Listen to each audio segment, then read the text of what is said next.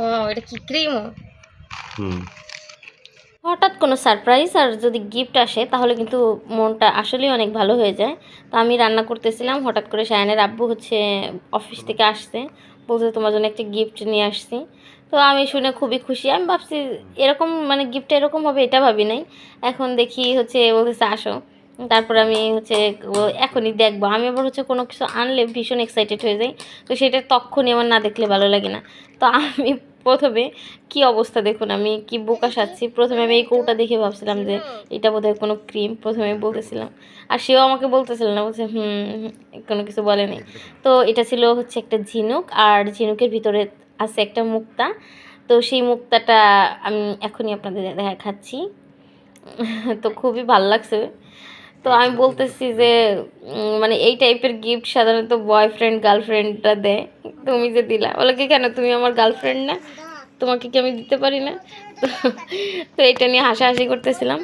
আর প্রথমে তো আমি ঝিনুকটা খুলতেই পারতেছিলাম না, অনেক মানে টানা হেঁচড়া করতেছিলাম ঝিনুকটা খোলার জন্য।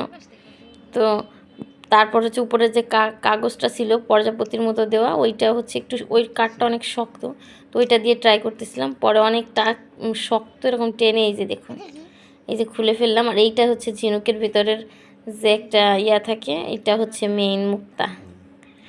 তো আমি যখন হাত দিয়ে ধরতেছিলাম আমার ভীষণই ভালো লাগতেছিল, খুবই খুশি হয়েছি। কারণ আমি আমার জীবনে প্রথমবার এরকম ঝিনুকের ভিতর থেকে সত্যি অরিজিনাল মুক্তা আমি মানে শুনেছি ঝিনুকের ভিতর মুক্তা থাকে। তারপর ঝিনুক যেমন করে মুক্তাটারে বুকের ভিতর লুকিয়ে রাখে, তো ঝিনুক তার মুক্তাকে কতভাবে বুকের ভিতর ঠিকই যত্ন করে আগলে রাখছে। তো এটা পেয়ে আমার সেই গানটার কথা মনে পড়তেছিল। আর আমি বলতেছিলাম যে এইটা কি, এটার ভিতরে কি শায়ানের বাবা আবার বলতেছে এই লকেটের মধ্যে আবার এই মুক্তাটাকে দিয়ে রাখবে, খাঁচার বন্দি করে রাখতে হবে। মানে ওইখান থেকেও যত্নের ভিতরে ছিল ঝিনুকের ভিতরে, এইখানে এসে এই খাঁচার মধ্যেও বন্দি থাকবে। তো তারপর এটা ছিল একটা আংটি, একটা কানের দুল, আর হচ্ছে কানের টপ, দুল বলতে টপ ছিল। আর হচ্ছে এই চেনটা ছিল, চেনের লকেট ছিল। আর সায়ান তো ভীষণই খুশি ছিল, সেও এইটা কি করবে না করবে, এইটা ধরবে, ঝিনুকটা কি নিয়ে অ্যানালাইসিস করতেছে সে এইটা সেটা। আমি আবার হচ্ছে এই লকেটটা আবার খুলতে পারতেছি না, মানে আরও মহাবিপদ, চেনটা পেঁচিয়ে গেছে। তো তারপর সেইটাকে অনেক কষ্টে যে খুলছি।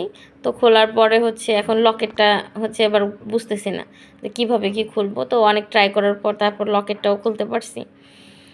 তো ভীষণ আমি খুশি হয়েছি, ভীষণই থ্যাংক ইউ, মানে থ্যাংক ইউ বললে কম হবে।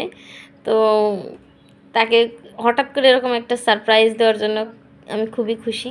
তো মাঝে মাঝে কিন্তু টুকটাক গিফট পেলে ভালোই লাগে। তো তারপর এইটা খুলতে যায় আর একটা মানে অবস্থায় পড়ছি, কোনোভাবেই এটাকে খুলতেছে না। কিন্তু এটা কিন্তু খুবই ইজি, এটা এই যে এরকম টান দিলে খুলে যাবে। কিন্তু প্রথমে বুঝি নাই, চেনের সঙ্গেই রেখে হচ্ছে এটাকে টানাটানি করতেছিলাম, পরে যে ঢুকাইতে পারছি।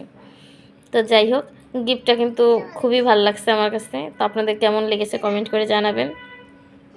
সে নর্মালি আমাকে ওরকম মানে আমার যা প্রয়োজন আমি কিনি ওরকম, সে আমাকে কিনে দেয় মাঝে মাঝে সাথে যে। কিন্তু হঠাৎ এই প্রথম মানে অনেক দিন পরে, কয়েক বছর পরে হঠাৎ করে একটা সারপ্রাইজ সে আমাকে দিল। তো আমি খুবই খুশি ছিলাম আর খুবই ভালোও লেগেছিলো, মানে আনকমন একটা গিফট পেয়ে। হয়তো বা এটা অনেক দামি গিফট না, যদিও কম দামি গিফট, গিফট তো গিফটই, এটা দামের সাথে তুলনা করলে হবে না। আমি অনেক খুশি হয়েছি। তো পরে আমি বলছি আংটিটা তুমি পরাই দাও আমারে। তো আমার কোনো আঙুলেই ঢুকতেছে না, এখন মোটু হয়ে গেছি তো অনেক। তো এখন লাস্টের যে আঙুল সেটাই হচ্ছে লাগছে একটু কিছুটা। তো সায়ান আবার চেনটা পরবে, আংটিটা পরবে, সে আছে এই তালে। তো আর ঝিনুকের ভিতর কি দাঁত আছে কিনা, এইটা আছে কিনা, সেটা আছে কিনা, এইটা নিয়ে আছে সে মহাব্যস্ততায়। তো এই যে আঙুলে পরে নিয়েছি আংটিটা, বেশ ভালোই লাগতেছিল। মানে ড্রেসের সাথে থ্রি পিসের সাথে পরলে আসলেই সত্যিই ভালো লাগছে। আর এটাও ছিল পার্লের, আর ওগুলো ছিল, ওইটা ছিল অরিজিনাল মুক্তা।